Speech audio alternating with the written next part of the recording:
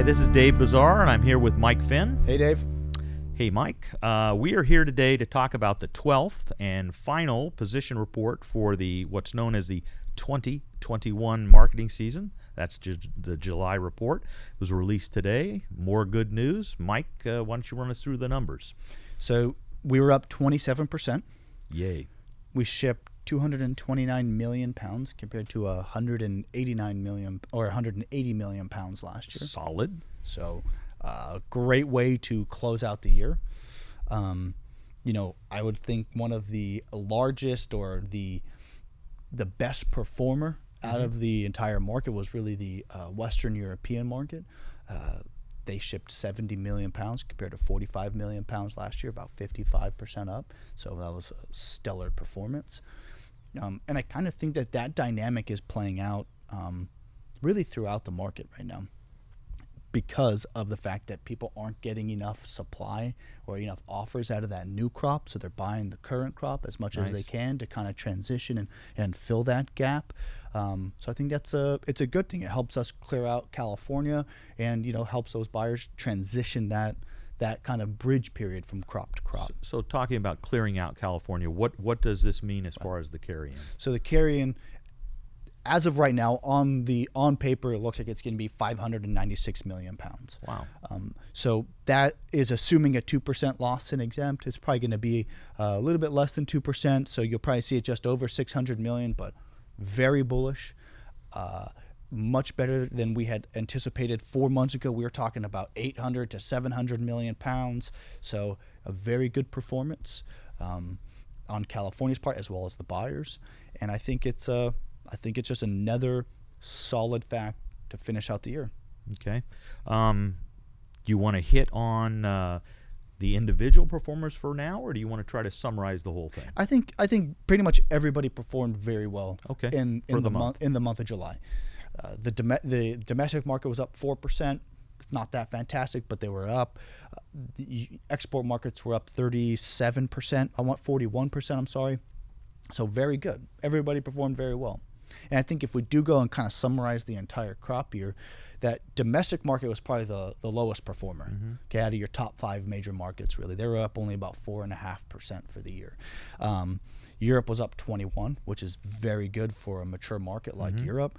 China was up 74%, and I'm including Vietnam in there. Yeah. And like you mentioned earlier, there's a group of buyers there that are paying still higher tariffs than they did back in 2017 when we started this trade war. So very good performance out of there.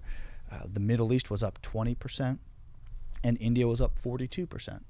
So it was all around. And I was going to guess India was going to even be more than that, but I think you ran out of in-shell. Yeah. I think that was the biggest thing is you didn't have it there to ship. The product that they want. Yeah. If you were in the market today, the local market in India is at a huge premium because there's a lack of supply there, right? So they really want it, they really need it, but you just can't get it there.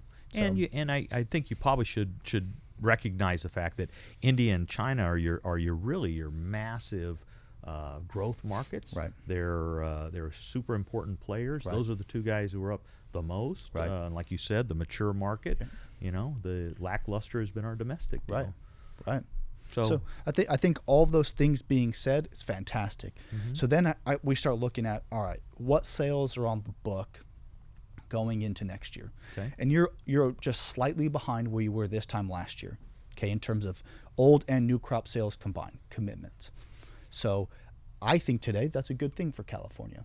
You have a pretty bullish market. You have pretty confident sellers.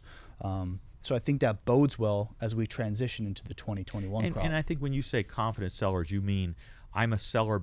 I'm more hesitant to sell, right? Yeah, I guess. Yeah, I guess that's the confidence is much more about. Boy, I think these prices are still too cheap type thing. I'm confident they're going to be better. I guess. Yeah, and I guess it's more like you said, a hesitant and a skeptical seller because of the future, right? Because of the way that the trees look today, how stressed out they are, and really the root cause is water and rising cultural costs, right? So I think that's why you have a grower today that is skeptical, and I think that the lower sales on the book today is kind of plays into that seller's position. So I think we are transitioning ourselves quite well into the 2021 crop. I think it's kind of fun to backseat drive a little bit. Not that we know, but in looking back, you had this fantastic growth, 22%. Albeit on very, very cheap pricing. Right. So if you had to look at the thing and try to decide, boy, could I have charged more? Could I have not? I mean, just run through what you thought about the whole season.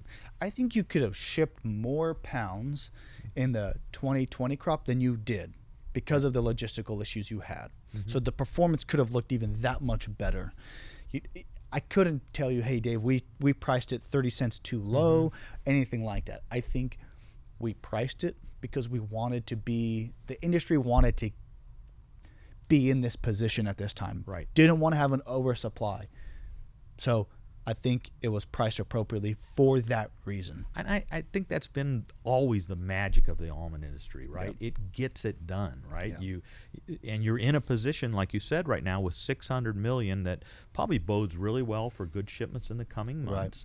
Right. But it's not too much, right? And you got there, and I think we've talked a little bit about we probably could have priced it higher through that year, but every time we got set up, right, we got something knocked out from under us. Yeah, right. It's great butt kind of happened. Yeah, every exactly. time. A COVID, gigantically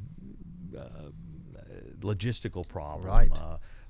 Estimate that came out of nowhere. 3-2. Yeah, and knocked us back. Yeah. But that's all in the past, right? You're right. But You're right. You're currently positioned in a way that I think you feel very more comfortable, right?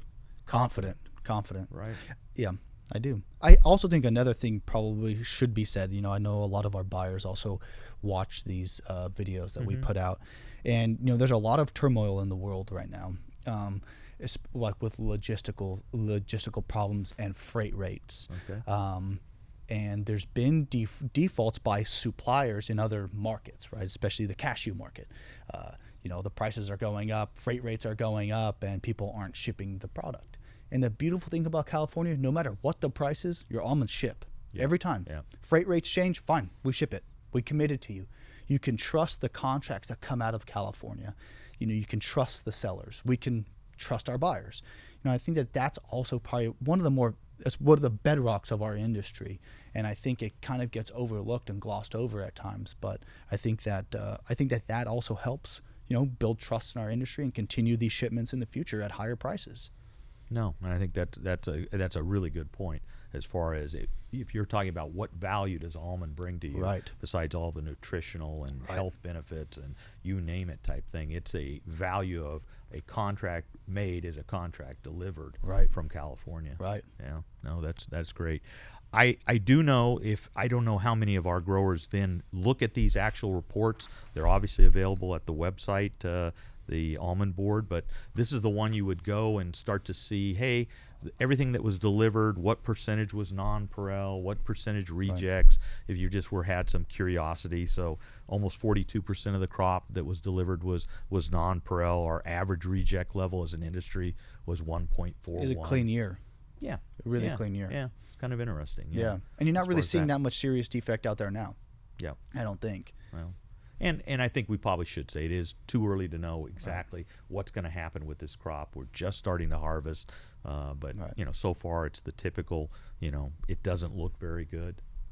Small sizes coming through. Right, and yields below people's expectations, but very, very early on the deal. Right. Think you got anything more to add to us?